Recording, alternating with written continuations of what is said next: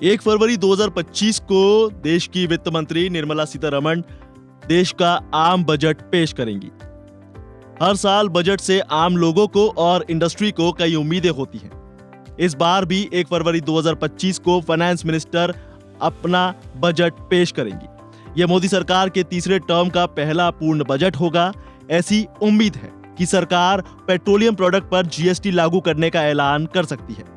Energy sector के expert को उम्मीद है कि पेट्रोल और डीजल को जीएसटी के दायरे में लाने से इसकी कीमतों में कमी आएगी। अभी फिलहाल देश में पेट्रोल की कीमत 94 रुपए से लेकर 103 रुपए के बीच है, तो वहीं डीजल की कीमत 87 रुपए के आसपास है।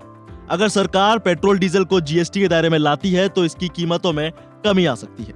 फिलहाल पेट्रोलियम प्रोडक्ट जैसे पेट्रोल, डीजल, नेचुरल गैस और एविएशन टरबाइन फ्यूल जिसे एटीएफ कहा जाता है, इस पर एक्साइज ड्यूटी और वेट जैसे टैक्स लगाए जाते हैं। हर राज्य में वेट की दरें अलग होती हैं, जिससे इनकी कीमतें एक राज्य से दूसरे राज्य में अलग अलग हो जाती है। और 2017 में जब जीएसटी लागू हुआ तब सरकार ने वन नेशन वन टैक्स का टारगेट रखा था, लेकिन पेट्रोलियम प्रोडक्ट को जीएसटी से बाहर रखा गया। अब अगर सरकार इन्हें जीएसटी के तहत लाने का फैसला करती है तो एक समान टैक्स लगाने से फ्यूल की कीमतें पूरे देश में बराबर हो सकती हैं, यानी सभी राज्यों में पेट्रोल और डीजल की कीमतें इक्वल हो जाएंगी। वहीं जीएसटी लागू होने से फ्यूल पर अलग अलग टैक्स हट जाएंगे और सिर्फ एक टैक्स लागू रहेगा। इससे कीमतें कम हो सकती हैं और अभी फ्यूल की कीमत 4 अलग अलग नॉर्म्स पर बनती है, जिसमें इसकी बेसिक कीमत की अगर हम बात करें तो इसमें फ्यूल की प्रोडक्शन कॉस्ट और ट्रांसपोर्ट कॉस्ट शामिल होती है। इसके अलावा डीलर का कमीशन रहता है, जो बेसिक कीमत में डीलर कमीशन जोड़ा जाता है। तो एक्साइज ड्यूटी की भी हम बात कर लेते हैं। इसमें केंद्र सरकार एक्साइज ड्यूटी लगाती है और अगर हम वेट की बात करें तो राज्य सरकारें अपने हिसाब से वेट लगाती है।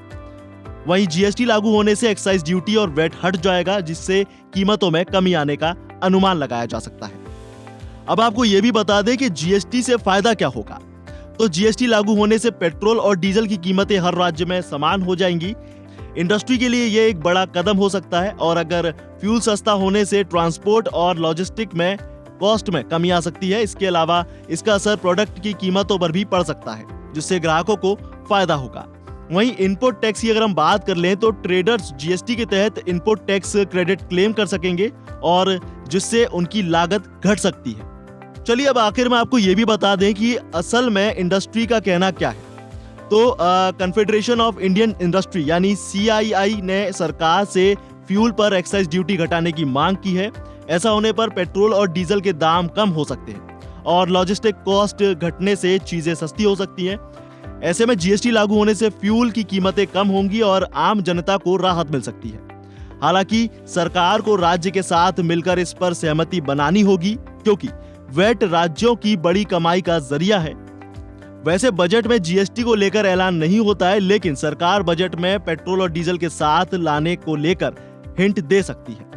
तो अब आपके मायने में, आपकी समझ से, क्या पेट्रोल और डीजल पर जीएसटी लगाना सही है? क्या इसे सरकार को लगाना चाहिए? कमेंट बॉक्स में जरूर बताएं। साथ ही वीडियो को लाइक शेयर जरूर करें और ऐसी तमाम अपडेट्स और जानकारी के लिए बने रहिए वन इंडिया हिंदी के साथ।